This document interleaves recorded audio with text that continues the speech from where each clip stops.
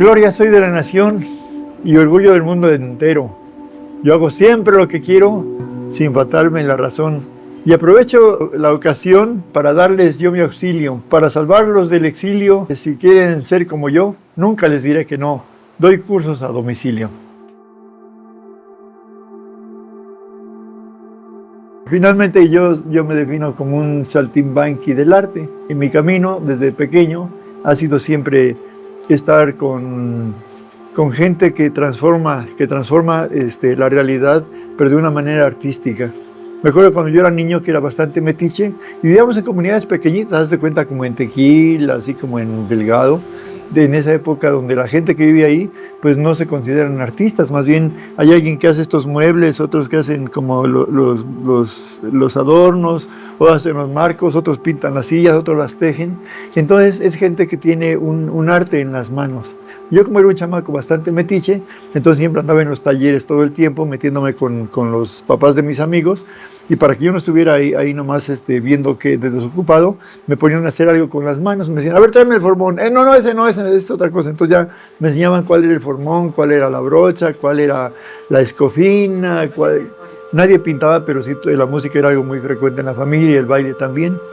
Entonces, de ahí, de esa manera, como que yo fui conformando un quehacer, y hasta los 17 años conocí a alguien que se decía artista. Y para mí me encantó, yo quería ser artista, y bueno, después me definí por el mundo del arte, estudié literatura, pero aunque nunca ejercí como maestro, bueno, por ahí probé un par de temporadas, pero finalmente lo mío era la creación, y entonces ahora me dedico plenamente al arte, ¿no? A la creación en todos sus aspectos. Bueno, los que puedo desarrollar durante 50 años, que ha sido la literatura, que fue lo que estudié, y luego también pues la música, que también tuve grandes maestros, y la pintura. Entonces de ahí viene un camino que ha consolidado y que ha establecido un andamiaje en esas tres ramas importantes, ¿no? Aparte, bueno, la escultura y otras, poesía y decime cuánta cosa.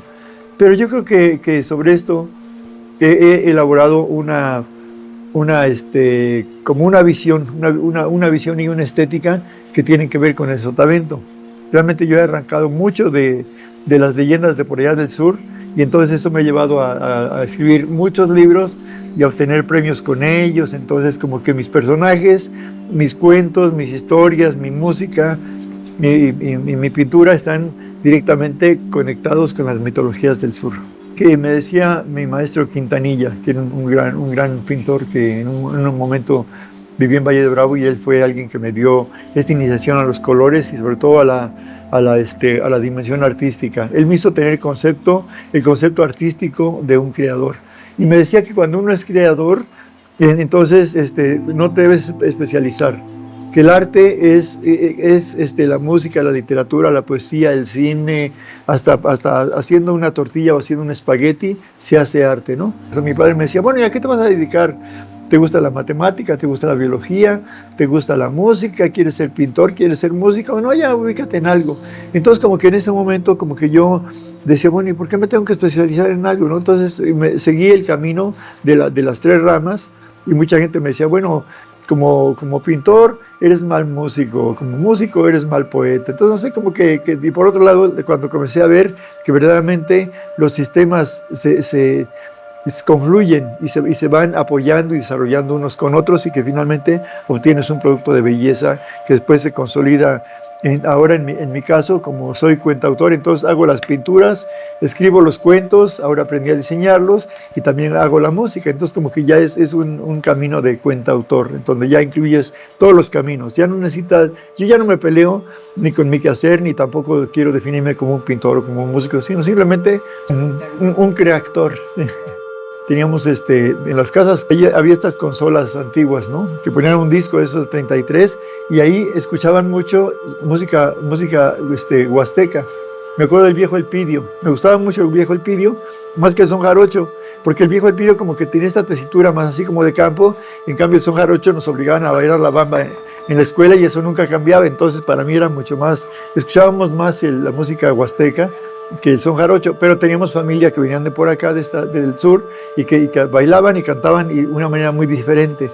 Entonces ya cuando comencé a crecer y a tomar conciencia, pues por ahí nunca agarré una jarana, sino más bien como que yo comencé a tocar guitarra. Yo quería ser artista clásico, ¿no? Comencé a desarrollar ahí.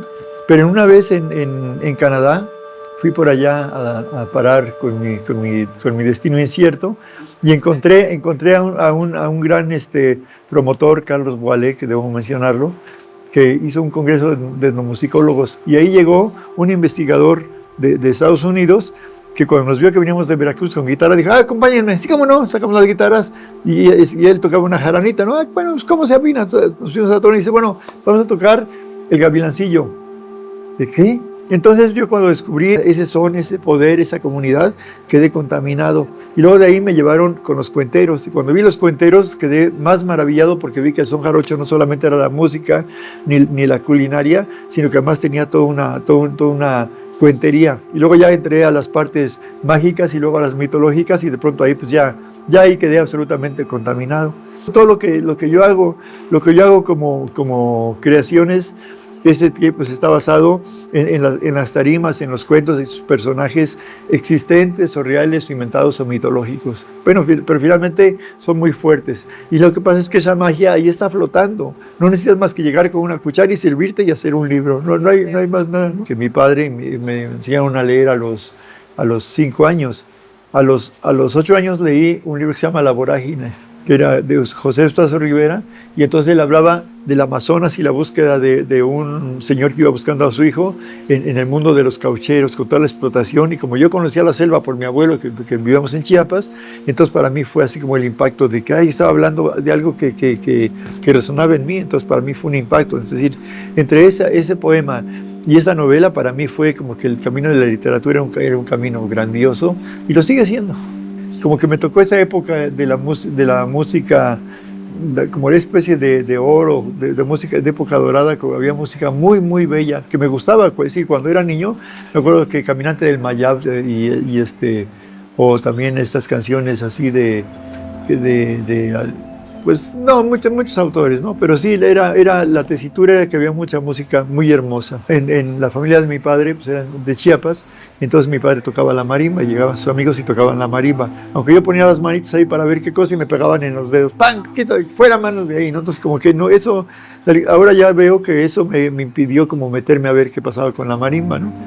Porque si hubieran tenido el gusto de enseñarme, pues seguramente hubiera aprendido marimba también. Hubiera sido mi primer instrumento. Antes el son jarocho pues, se daba mucho en los patios, en los traspatios. Tú llegabas a la casa por ejemplo, de la familia, pues la gente de por allá de la cuenca, ¿no? De los Vega, de los Utrera, de los Gutiérrez. Entonces como que se juntaban, pero estaban en su patio con la tarima, ¿no? Entonces, y después, cuando era un fandango, era como el centro, como ya el eje de toda la gente, de toda la comunidad, porque esos eran como los lugares encerrados y había como una especie de gradación a veces, pero ya cuando era el fandango eran todos, y como era una fiesta comunitaria, pues ahí era el motivo de noviazgos, de venganzas también, de socializar. Entonces en el sueño he percibido cuadros, he tenido otros libros que he escrito y que se han publicado. Entonces para mí el caudal del sueño pues es así inagotable, ¿no? Y aparte, cuando ando por acá, por el sur, de pronto escucho una conversación o una anécdota, algo así, y se me ocurre una idea inmediatamente, papelitos hablan y entonces lo escribo todo. Una idea la tienes que agarrar y la tienes que hacer. Una idea es como una mariposa, si no la agarraste, se fue y nunca más regresó. Mira, perdón, aquí está la prueba de mí. De que soy escritor. Yo en la noche soñaba que despertaba en mi sueño y abría los ojos, y entonces así, siempre eran las 3 de la tarde, después de la escuela, estaba el sol así bonito, y entonces yo con la fuerza de la mente me empujaba con todo y la cuna ahí hasta la puerta donde estaba el sol, y entonces en ese momento me salía y pasaba por las ramas de aguacate y unos naranjos que siempre las esquivaba, entonces comenzaba a darme paseos aéreos. Y me metí, peleaba con las brujas, era mi cuna voladora, entonces pues yo andaba ahí dando vueltas por todos lados y viendo desde la vista de arriba, conociendo todo el paisaje, que después constaté que era como lo había percibido en mis sueños. Ahí era mi castigo, y yo pues, después como que dije, bueno, pues yo de todas maneras, yo dormí en mi cuna voladora y ya sabía que tenía mi cuna voladora, y cada noche, entonces ya mi madrina dijo, no, me compraron una cama, y pusieron una cama de esas horribles de esas tambores, de esas de lámina que venden antes, de las baratas que venían por aquí por todas las mueblerías. Pero ese sueño fue pienso que una fue un caudal de encuentros y de aventuras cuando era niño. Háganle caso a los viejos y sobre todo escuchen las historias antiguas. Yo soy cuentero gracias a dos de mis abuelas, ¿no? Mi abuela Amalia y mi abuela Dorotea. Era una descendiente de matlacincas y la otra era una indígena maya del sur de México, de Guatemala, entre ella era. Entonces ellas me educaron y me controlaron con cuentos. Ya después, cuando me percaté de que el cuento era una manera de vivir alegremente y de que te dé un sentido hacia la vida, entonces está en los cuentos y en las historias. Yo diría que a los chavos que pues, lean los cuentos así, los cuentos, que escuchen primero los cuentos que tienen en su entorno. Y luego pues por ahí leer muchos, leer es algo que te recrea y que te impulsa hacia la vida. Hay un virus muy recurrente y extendido que dicen que afirma que del arte no se vive. Yo sí puedo decir que el arte sí se vive y además se vive muy bien. Quizá no te hace rico, que tampoco es la presencia de que a mí me ha impulsado, pero de que el arte me ha llevado a conocer pues, la mitad del planeta y a vivir temporadas en muchos países y aprender un montón de lenguas, enamorarme de un montón de sitios y de ciudades, de mujeres. Entonces como que sí, el arte sí tiene una valiosísima joya para meterte en este planeta. Gracias. Ahí estamos.